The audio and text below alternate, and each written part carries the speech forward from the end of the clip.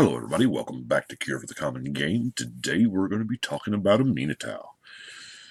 3-mana planeswalkers are typically, historically been pretty decent. Now this one has two abilities, because let's be honest with you, we're probably never going to use the ultimate, as it were. That just, I don't know, maybe a corner case scenario. But the reason why we're playing her is because she does allow the top deck shenanigans to go on, and I even really kind of like link things. So I kind of built the deck kind of split. It has a top deck theme, but it's also got a blink theme. So let's go top deck first. Now, obviously, I'll be honest with you, I jammed in all the miracles. Vanishment, Banishing Stroke, our new, the only black one that exists now, Entreat the Dead, Devastation Tide, and of course we got Terminus, Entreat the Angels, and Temporal Mastery. So those are our miracle cards that we can set up. None of those actually say win the game. Entreat the Angels kind of does, you know, if you get a ton of tokens, you draw it late enough. But I don't know. I felt like we needed more. Now, the one card that really, really surprised me that was not in the deck, yeah, I can understand the top and the rack not being in there. They're a little pricey. I don't understand why they're not, because it costs them the same amount to print a Sensei's Divining Top as it does Hardened Scales or whatever. But anyway, Future Sight. Future Sight I thought was absolutely certain would be a card in the deck. I like it. It just gives you, you know, another card in your hand. And it's if you can play that card, I've been playing the Future Sight for years.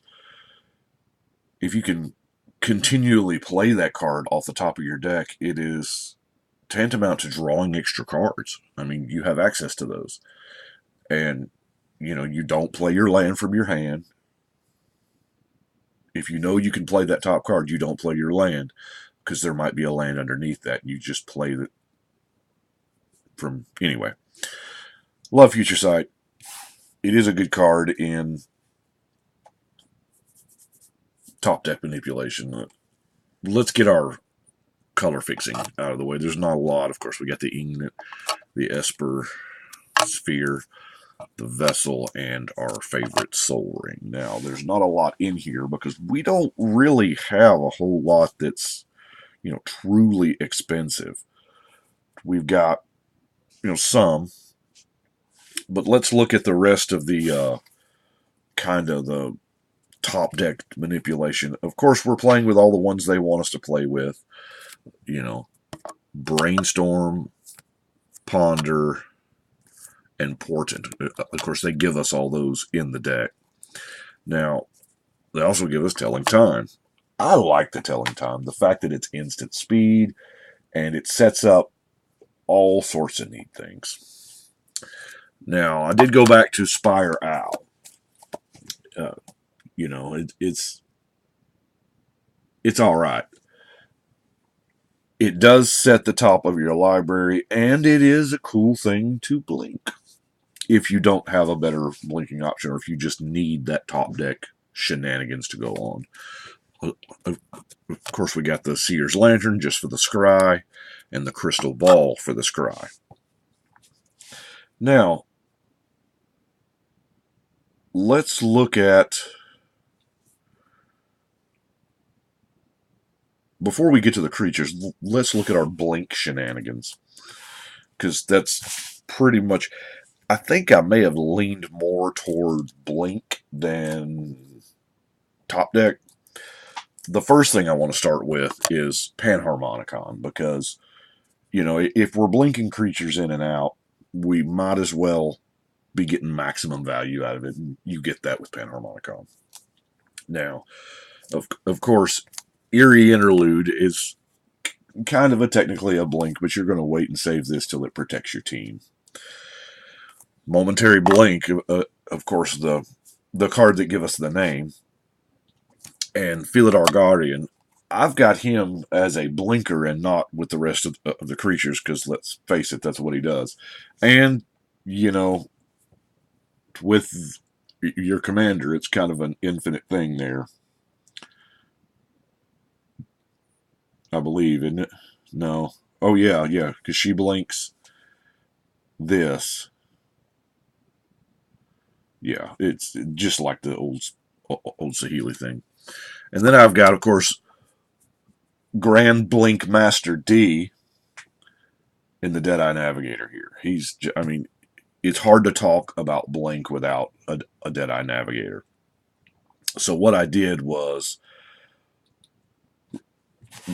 the creature collection here is everything that is, everything that is awesome with Deadeye in these 3 colors. So we're going to start with my personal favorite, Mana War, because this is kind of busted. I've been playing with Mana War forever, and the fact that it's 3 mana for a 2/2, which back then they just printed that card, and now we have, or I guess now, I mean, Hill's card's been out 20 years or so. Return target creature to owner's hand. So with Deadeye, you can actually bounce every creature on the board, except yours. Magister Sphinx is going to set everybody at the table at 10 life. Well, besides you. Of course, then we've got the pair of the Drake and the Whale to untap all kinds of crazy lands. Now, yes, Palancrone would be perfect. Actually, Palancrone was the one I played way back when. We all did, because the bounce effect built into the card. Palancrone's also stupid expensive. Okay, what else do we have that would be really cool to blink? Now, I mean, we've got the Djinn of Wishes if we gotta have our it's decent with blink, it's decent with top deck, so it's, it was actually one of the cards that they gave us in the deck, but, I had this pre-release version, so I was totally going to play it. Because if you've got the shiny, play the shiny. Ravenous Chupacabra, of course, is our terror on a stick. What is that? Destroy target creature and opponent controls. It's our murder on a stick. Now, the Palace Jailer is kind of different. Palace Jailer is actually making its way into, like, mainstream Magic. Of course, the more and more of us there are, the more EDH becomes mainstream. Anyway, what I love about this, and the way I read this, now, as y'all know, I'm not a judge. I screw up quite a bit, but my understanding is, you become the monarch, whatever. When he enters the battlefield, you exile target creature an opponent controls until opponent becomes the monarch. So I play the Palace Jailer, and I pair it with the Navigator. And as soon as I blink it, now he leaves play, that creature doesn't come back because the monarch hasn't changed. So I just keep blinking this guy and exile all creatures on the board. And as long as I've got mana to blink, nobody can ever become the monarch because nobody's attacking me because they ain't got no creatures. That's how I'm looking at this, and I'm like, this seems pretty sweet. So we got our Hostage Taker, which is, pretty neat that you get to cast the card. And, to be able to repeat that over and over. Evil Twin. Some of these cards you really can't tell are foil. I guess you can that one. But Evil Twin, same thing. It's a good, it's good once, but it's better if you can repeat it. Sower of Temptation. Thank you, Battle Bond. Now, granted, when you blink it and Sower leaves, they get the creature back. But odds are, you're sacking that creature. You're that creature died in combat, a better creature comes out. There's always, reasons to blink a Sower of Temptation. I'm trying this crazy new thing, the Dinner of a Horror. I don't guess it's new, but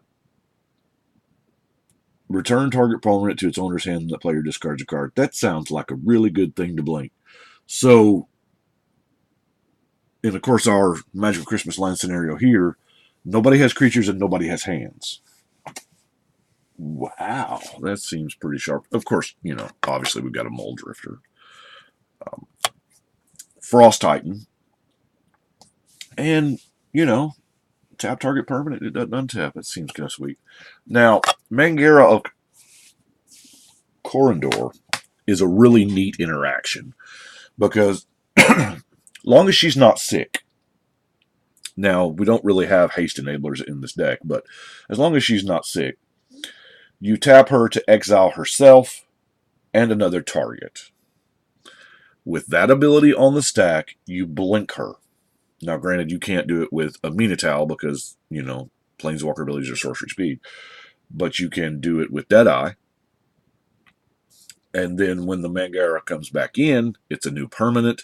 And then the original Mangara ability resolves and exiles their permanent. And there's nothing of, hers.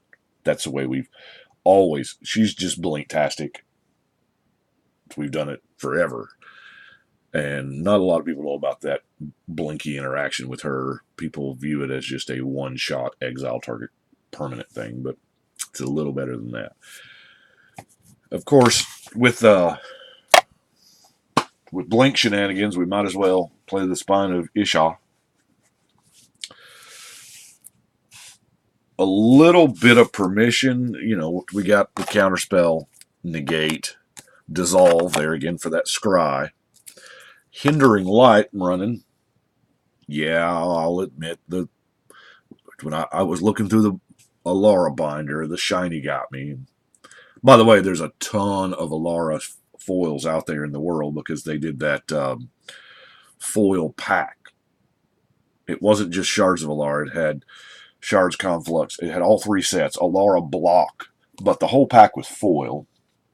I don't know, it was an experiment they did. Apparently, they didn't like how it performed because they never did it again. Anyway. And then, of course, we have Memory Lapse. Are we memory lapsing our own thing? I don't know. In this deck, it might not be out of the realm of possibility because it just puts it back on top of our deck and it's there for us to cast again. I don't know. But it's a decent. Most of the time, memory lapse is, I'm going to kill you this turn and you're trying to respond. I'm going to memory lapse it, and it's going to go to the top of your library. I don't care because you're dead before you can draw it. That's generally what memory lapse is for. Now, I've got a little interaction here. I don't know why I put this in this deck, but it's going to start off with Mere Battlesphere, which is, Mere Battlesphere is in there because of the blinktasticness of it. Yes, they give us this card, and it's pretty cool, and I don't know if we exactly want to, pair it up with Deadeye, although that would be kind of sweet to get just a ridiculous amount of mirrors. But, so, what we're going to do is we're going to have Mere Battlesphere out on the board. And then, Mere Battlesphere is going to die. And we're going to imprint it on the Mimic Vat, which is 3 mana tap, put a Mirror Ball in play. And when the Mirror Ball comes in play, of course, it brings 4 little baby mirrors with it. Now, we're going to tap 2 of those little baby mirrors to untap the Mimic Vat. And we're going to spend the 3 mana to do it again. Now, the problem is, this is costing mana. So, we're going to sack the 2 that we tapped, or it doesn't really matter if you want, an infinite amount of tapped ones or an infinite amount of untapped ones. It actually depends on the game state, but most of the time you're going to want the untapped ones. But you're going to sack them. You're going to tap them to the clock to untap the vat, and then sack them to the Ashnod's altar to get the mana to activate the vat again, which is going to dump it out, rinse and repeat, and you've got this infinite mirror engine. And if I'm not mistaken, you net a colorless mana because you're sacking 2 mirror to get 4 mana, and it only takes 3. So you've got infinite colorless and infinite mirror. And of course, you can sack your mirror for more colorless. To and there's of course we're playing. What is this called? Is it Esper? I don't know. I didn't get an Esper crayon in my box when I was a kid, but white, blue, black. So we've got the Disciple of the Vault, which is gonna, because we're sacking artifact creatures, and you can just shoot people out that way. We have Debt to the Deathless, since we have that infinite mana. We have Exsanguinate. Let's see what we got. Got a Diabolic Tutor to go get the pieces that we need. And that's pretty much it of that little interaction. Like I said, I'm not quite sure. I guess the Mirror Ball led me down that path, but I don't know. Just kind of another, and a lot of those cards are good with other abilities. I mean, like the Sower of Temptation in the Ashnod's Altar is, if you've got the Sower paired with Deadeye, it's pretty good, I'm just going to steal your thing, I'm going to beat you in the face with it, and I'm going to sack it, and then I'm going to do it again. But a lot of those cards are good in the deck, independent of that little interaction. Let's look at some removal here. Of course, we've got the good old-fashioned removal, Doomblade. We have Ruinous Path, because I didn't put Murder in the deck. Probably should have. There's probably some chaff in here I could cut for Murder. But Ruinous Path stock is climbing, man, because they just printed 4 more Planeswalkers that can be your commander. And, I mean, Planeswalker, I Call the Gatewatch. Call the Gatewatch got down to like 20 cents or something, and I bought as many as I could find locally. I mean, I didn't go online and get stupid with it, but because Call the Gatewatch, Ruinous Path, things like that, every time they print a Planeswalker, these cards get more useful. And you know what? They're not done printing walkers. That's kind of their brand. This is a Planeswalker game, so I don't know. Every time that it's just going to continue to get better. Of course, we have Mortify and Utter End and Merciless Eviction. Merciless Eviction. By the way, the current printing of this with the bullet points, sweet looking. But Merciless Eviction is like the cure-all. It's going to fix what ails you. And I'm also running Black Sun Zenith because I just picked up like 4 of these jokers from my friendly local game store. Reminder, support your friendly local game store. They're there.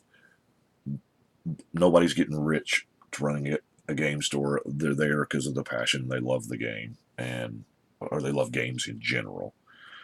And, they provide the service. They give us Friday nights. They give us places to play that aren't at your kitchen table with the same 4 people forever. Not that I'm against that. I do that right now. I think this past week we had 9. It was 9 players, 10 players, something. I don't know. But they're there. Now, Strip Bear, I'm considering removal, obviously. Strip Bear, I feel like there's a rise in Voltron style commanders or decks, just because of the enchantment decks that we have. Ours and equipment are going to be, so I'm probably going to start upping my game against the enchantments. I believe now there are more playable enchantments. There's more decks that encourage enchantments, and as everybody's always said, enchantments are the hardest permanents to get rid of because not a lot of people pack the hate. Well, I'm going to start to pack the hate. I forgot Mystic Confluence in my counterspell thing, but Mystic Confluence is, it's way more than just a counterspell. You get the 3 modes, and if you're just hard up and need to spend 5 mana to draw 3 cards, it's there. You can also, if you get hard up and you can well, I'm going to bounce 3 of your creatures, which is probably a good chunk of their team. Or if you do not need that spell, pay 9, because I'm that guy. And our last card, and I have no reason why this is the last card, I guess it just didn't fit anywhere else, Genesis Chamber. Whenever a non-token creature enters the battlefield, so this is going to go great with our Blink shenanigans. And you're just going to get a mirror. And, of course, mirror shenanigans are always cool. But that is what I've got for Aminatou. I'm really excited to play it. I'm going to try to get to it this weekend. I don't know. I've built so many decks. I build more than I actually get to play. But anyway, I appreciate y'all watching. Y'all let me know what you think in the comments below. Be sure to like and share and, subscribe and all that fun stuff. But I think right now, we're going to shuffle and cut.